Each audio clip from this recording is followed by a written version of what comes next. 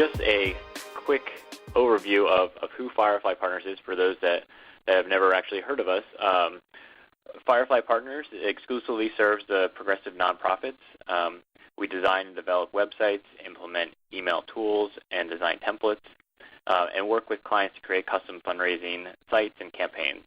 So everything we do helps our partners communicate, advocate, and raise money to further their mission. So we have our little agenda here. First, we're going to cover the basic concepts of conditional content so that everybody has the same background. Then we're going to talk about the profiles and way to group your constituents within engaging networks. And finally, we're going to go through several different scenarios in which using conditional content is a best practice and describe how engaging networks make this possible. So with that, let's start off by kind of defining what is conditional content. Conditional content is a way to personalize content for different audiences. The strategy allows your organization to create multiple versions of a page or an email message with content that is specifically relevant to smaller subgroups of your supporters. Supporters can be organized using profiles based on various characteristics.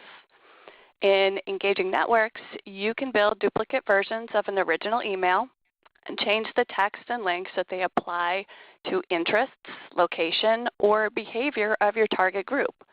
What you change is up to you, from a line of text to a link or to the entire email template.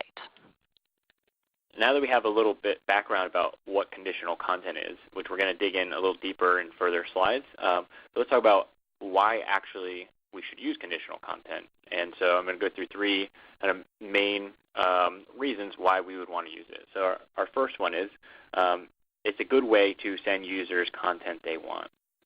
While older generations were very loyal to organizations as a whole, recent studies such as the Millennial Impact Report have been showing a trend towards cause loyalty versus organizational loyalty that older generations were used to.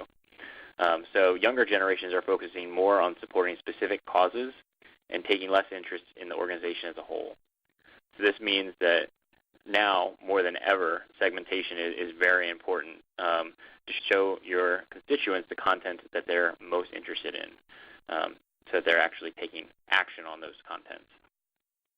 Our second reason is kind of to highlight multiple programs or actions within your organization.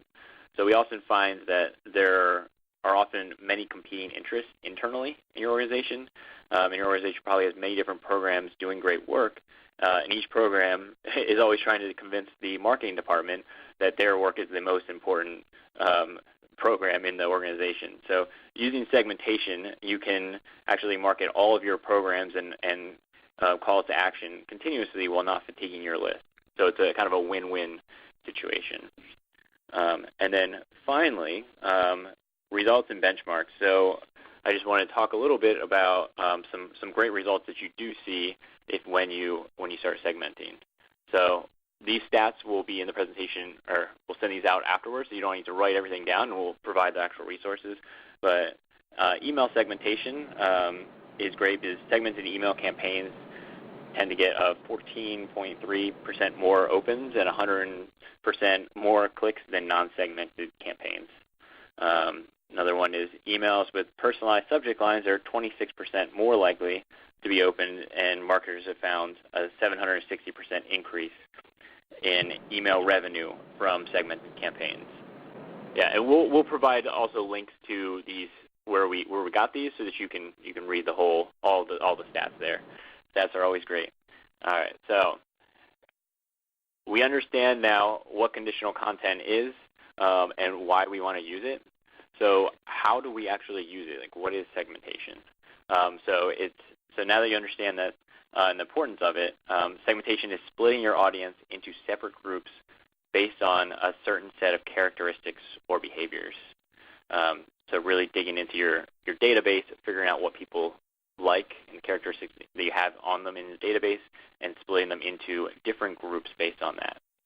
So later we'll focus on email, but I just want to be kind of more clear that the segmentation can be much broader than email. It can be used for direct mail, social media, event registrations, and the possibilities are endless. So now let's take a look at what segmentation looks like in engaging networks. As Patrick explained, segmentation is based on user characteristics or behavior, and we're going to be focusing on email. So I'd like to dial in on the 3 most common uses of segmentation in engaging networks. And these are using profiles, attributes, and supported data. A profile is a way of sorting through your supporters based on what you know about them through a query. For example, finding all of those who have made a $1,000 plus gift, or finding those who have submitted a certain number of action alerts. An attribute is a tagging system based on actions on a similar topic. For example, someone who made a donation on a tagged form, they received an email on a particular topic, or submitted a tagged action alert. Attributes are also a great way to lump content topics together. For example, if you have a program on whale conservation, you can link all action alerts and donation forms and related email messages to the whale attribute. This gives you a full picture of everyone's interest in whales in your reporting. The last one is supporter data. You've got your address information, your email information. Your database is really packed of great data beyond the actions that your constituents took. So think about segmenting on supported data, such as location, using that state field. For example, using this, you could send a personalized message to all of those who attended an event in Virginia. Great. Thanks, Coralie. So as promised, we're now going to take what we've just talked about and go through several different scenarios. We're going to walk through 4 different scenarios in which conditional content is useful and show how Engaging Networks makes this possible within their tool. So there's 4 main steps that we'll be talking about within conditional content, and each example will build on the previous example. So to start, these 4 steps are: we'll create profiles, we'll build each version of your email, we'll build the query, and then talk about reporting and how we can make actions from reporting. So let's dive into our first example here. So our first example is around action alerts.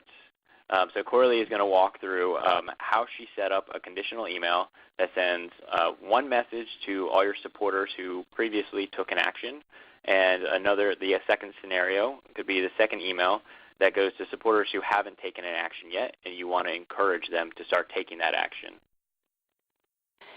So now that we're looking at the scenario in Engaging Networks, the screenshot that we have is about how the profile is set up.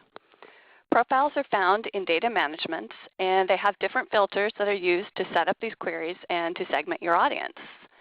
This particular scenario is using the Advocacy Activity Filter, which finds supporters whose activity count is greater than 0 in a specific advocacy action. In this case, we're using the email to target pages. This filter is used to find people who have sent an online letter to their representative or another specified person through a form submission. And here on this next slide, in the center near the top, we can see where the profile is connected to a message version. So in this case, we're looking at A. In order to personalize this message for that smaller advocacy segment, we want to make sure that the profile is connected. And this is also where you can connect an attribute that's right below the profile for this message, and it allows it to be grouped with other campaign assets, such as we mentioned earlier, focusing on whales as an example for reporting purposes. All right, so have an event coming up that you want to promote, but the content isn't applicable to your whole audience. So in our next segment, we're going to look at your general newsletter that goes out and how we can use location segmentation to send one version to your larger audience that contains your general newsletter, but then also send a letter just to your Virginia audience that specifically called out your local event. So let's take a look at the actual emails itself and how we can change those. So in this screenshot, we have 2 versions of an email message, one that has been personalized for the Virginia profile and the other for everyone else. Now, these messages can be as different or as same as you want them to be. You note here we have Virginia Monthly Newsletter and just general monthly newsletter in the content, and slightly different content in the body of the message. You could have a whole new article, a new image, a different link, different subject line, or everything in the message body. Your setup can have as many different versions as you have segments of the overall larger audience that will receive this message. And now that we have the message content built, you can see in this screenshot where the profiles are connected to each message version. So you can see here we've got message version A, which is connected to a profile called Fallback, and message version B for the Virginia newsletter, which is connected to the Virginia newsletter group. The Fallback group or profile is really going to catch everybody else. So the Virginia newsletter is those specific people that we have set up through the profile, and the Fallback makes sure that we grab everybody else. In addition to having that message content built and connected to the correct profiles, now the next step here would be to connect to the full audience that is to receive the message. You can see that we have the option to select an opt-in list, a saved query, or an advanced search to get that full overall audience, including our Virginia newsletter folks. All right, thank you, Coralie. As we move on into our third example, we do want to move into kind of that final stage that Leslie was talking about. So our third example is going to talk about attendees of an event for your annual gala versus the non-attendees. So it's always important to thank folks who have joined your gala, but it's also important to contact your constituents that weren't able to attend and show off some of the great results and the benefits of attending to really keep them engaged and encourage them to join next year. For this scenario, we can see that the messages have been built, the profiles are connected to the different versions, and we're jumping right into the advanced search setup to connect our full audience. With this example query that we've used, we have already selected all users in our instance in Engaging Networks who took action in any event campaign. This will capture the full audience of everyone who bought a ticket or registered for any event, while the profile group for event attendee, which will receive message version B, can receive different content from that overall larger audience. Great. And now let's put everything together. So probably our most exciting example and probably most common example that you'll see are different giving levels. So in this example, we are going to talk through the profiles, the emails itself, setting up the different example emails, talking through the queries, and then talking to reporting. So we're going to try to connect all the dots in this final example that we have. So again, like Patrick mentioned, we're going to run through all the different pieces here. So we're starting first with the setup of the profiles. There are two profiles in this example that are very similar. So let's take a look at the mid-level donors as we've illustrated here. These mid-level folks are identified as donors who gave between $1 and $2 before July 17, 2018. We used the fundraising total donations filter to look at all of an individual's donation history and total them up. You might also notice on the screen that there is an additional feature where you can exclude donations that might have been made through any peer-to-peer pages on the site, which is another important tool within the Engaging Network suite. Next, we're going to set up the different versions of the email message content that are needed. Here we have content for high-end donors as well as our mid-level donors. You can see that with versions A and B. And version C is for all other donors, or our fallback group. You can see here that the profiles are connected to each content version in the middle of the screen. Again, we can add any attributes needed to connect this email asset to other campaign assets. Again, kind of keeping that example of whales in mind. This attribute, or tag, is added to the supporter record so that queries or reports can show what someone is interested in. Here, we are looking at the three versions of the message that are going to be sent out together. We're able to make any change to these versions that's necessary. Here we can see that there are the donor levels reflected in text near the larger body image, and some of the body content has been personalized for each message as well. You can change any element in these message versions, making them as similar or as different from each other as you need them to be to really reach out and focus on those individual audiences. And finally, now that the content is ready, we can see our versions, the associated profiles, and we are all set to connect that full audience that should receive this message. Here we've used the advanced search to connect our audience, and we've selected all users in our Engaging Networks instance that donated to any fundraising page. Rather than selecting all fundraising pages, you also can select specific forms to further segment your overall audience. But this example is trying to grab as many folks as possible and really reach the largest audience. So now that we've seen how we can walk through the different profiles, building the separate messages for your conditional content, and building those queries, the fourth and final step is actually sending out the message, but then looking at the data that comes back. So one of the great things about conditional content and why we're actually doing it is so that we can look at the reporting, see the data, and make actions based on the data. So Engaging Networks makes this super easy. When you do set up conditional content emails, let's take a look at one of the emails that we did send out and see how it separates out all the different data. So we see here for our A group, the advocates, it's an email to target submissions, and so that query search for anybody who has taken an action on there, at least one action. And then our fallback is a second profile, and that would be just anybody else that didn't fall within the first profile segment, the email to target submissions. It gets a little complicated when you're building those queries. It's something you definitely need to go through, try out, do some tests, see how your audience is, like who those audiences are. And when you do have those profiles, obviously you're going to make them say email to submission targets, but maybe you're not seeing big results in the different emails from your email to submission target to just the general fallback.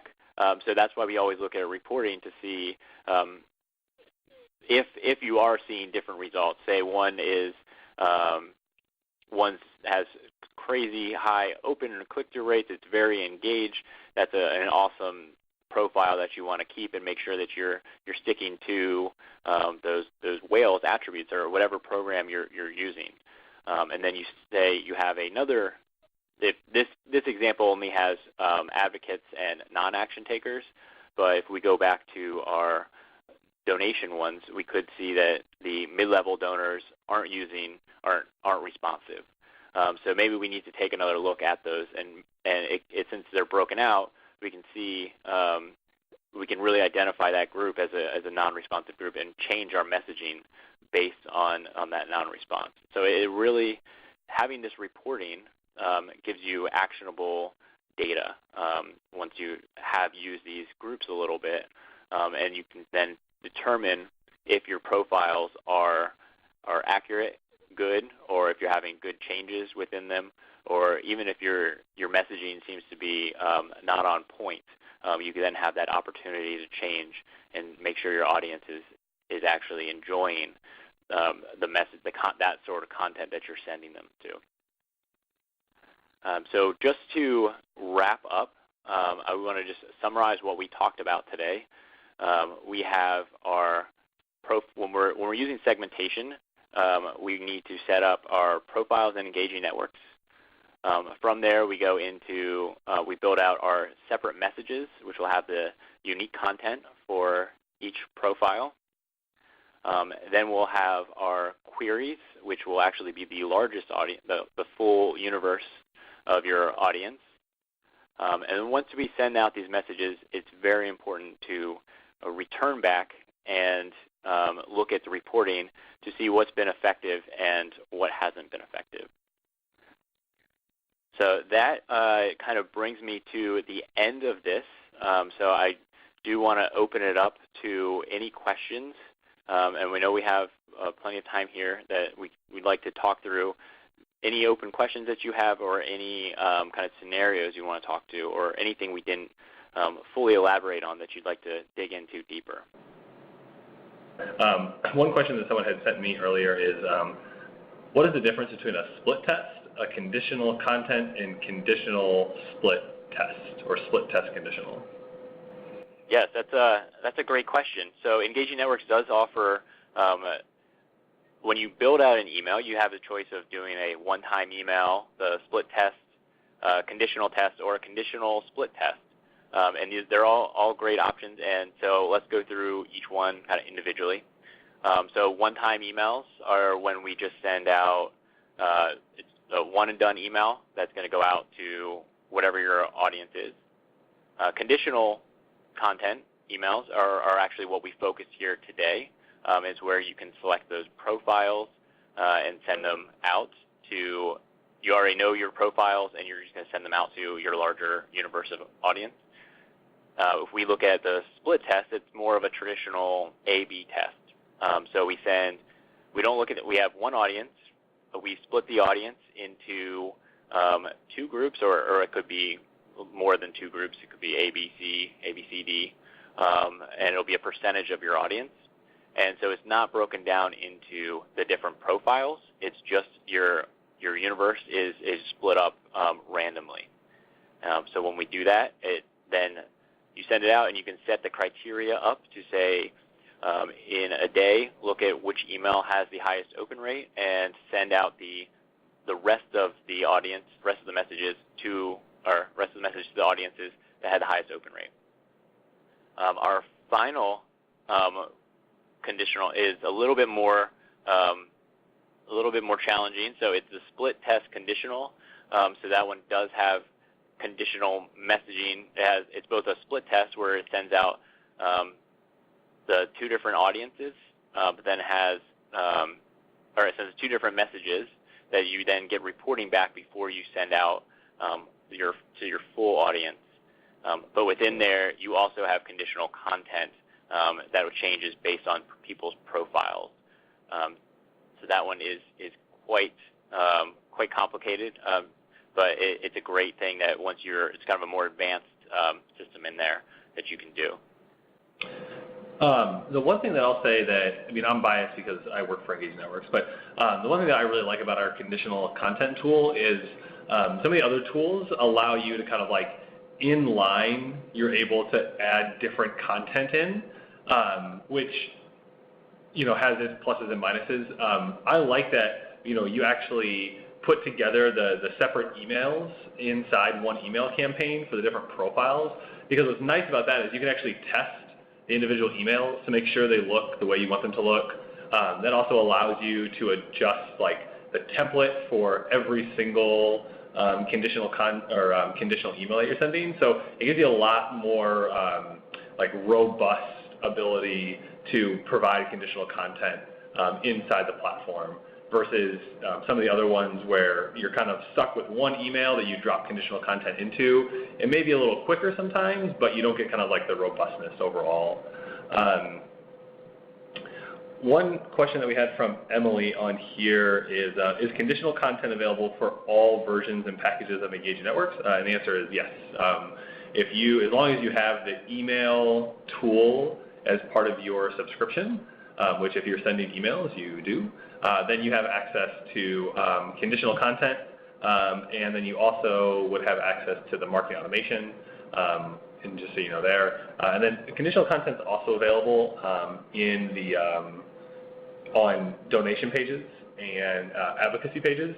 You can actually display different content based on the profile that someone belongs to. So if I'm a major gift donor and I come to the donation page via an email, then that donation page knows what profile I belong to and can actually display a different copy and content. Maybe for instance you want like a small handwritten note that's signed by your CEO that's been digitized that's on that page for those major gift profiles. And if you're looking for more information on conditional content, the last couple tips and tricks emails that have gone out have all covered conditional content, and those are all also available on the blog, which I'll post in the chat box as well. Malcolm said, hi, can you target people who have started but not completed a donation on a page? So you would need to implement some type of like cookie system in order to like grab that person to know that they had, like essentially you're wanting the ability for like a abandoned cart type feature. That's something that we're hoping to put on the 2019 roadmap, but there are some ways that you could do that outside of engaging networks right now. We had another one come in to me via email. I've tried making profiles before for opt-ins and location information, but I've never captured the full audience. How do I know if I've done it right? Do you have an idea how to answer that, Patrick? Yes. So some options for that. Profiles are just a query, so it's often like all queries, you should test them out before and kind of run reports to make sure you're capturing everybody.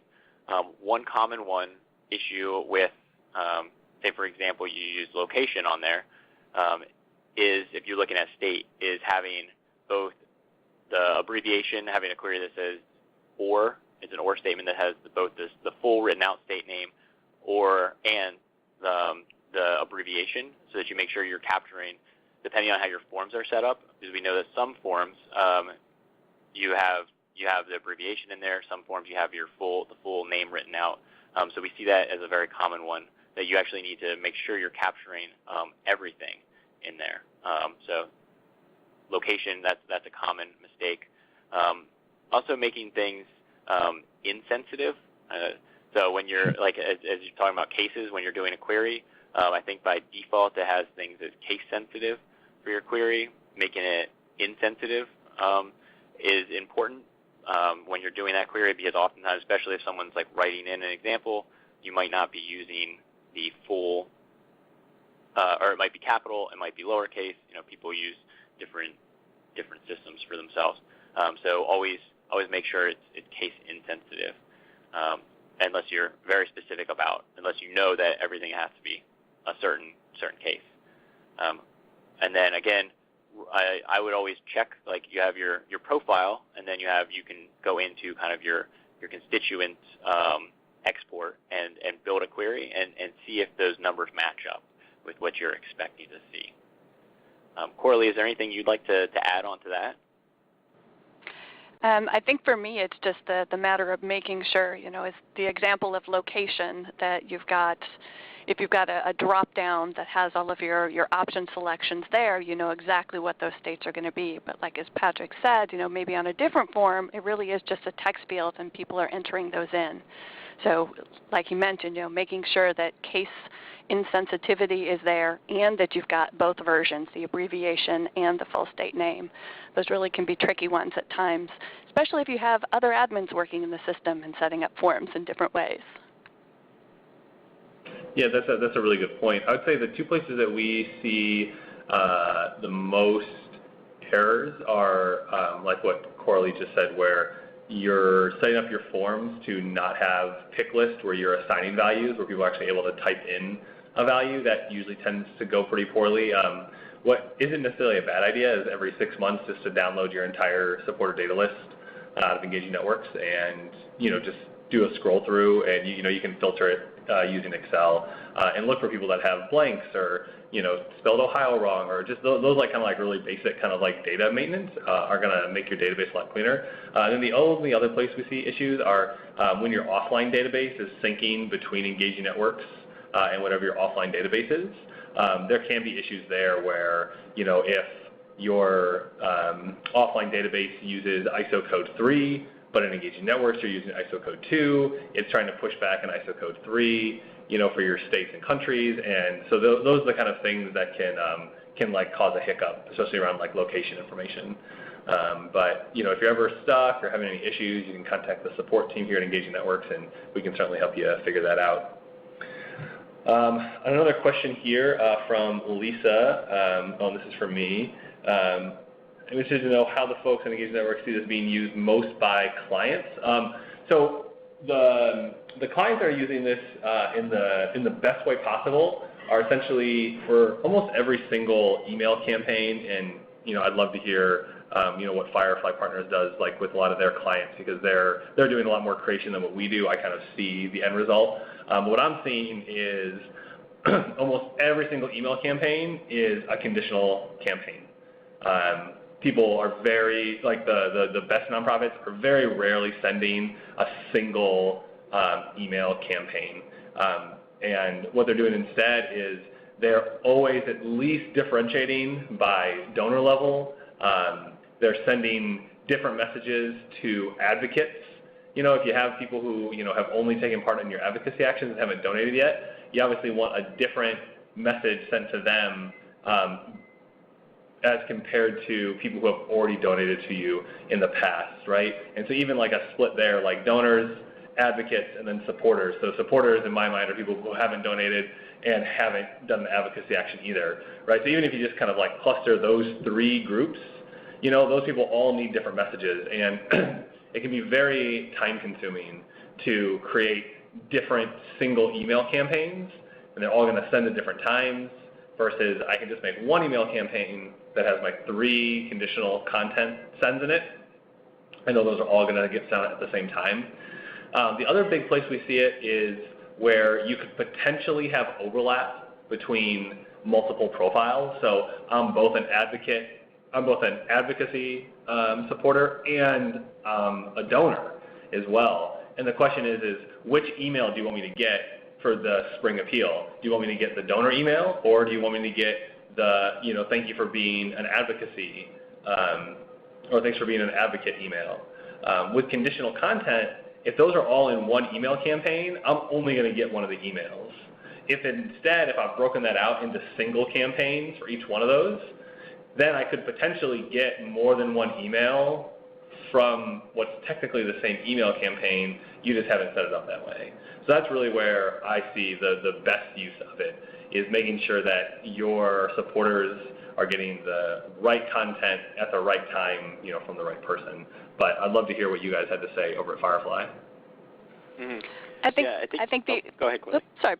I was going to say, the only other thing I would add on to that is your engagement scoring tool that's done once a month. And what this really does is it is looking for people in the system who are really engaged or really unengaged.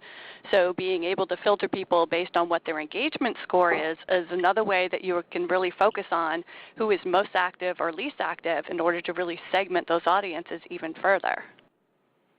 That's a good point. Patrick, what were you going to say?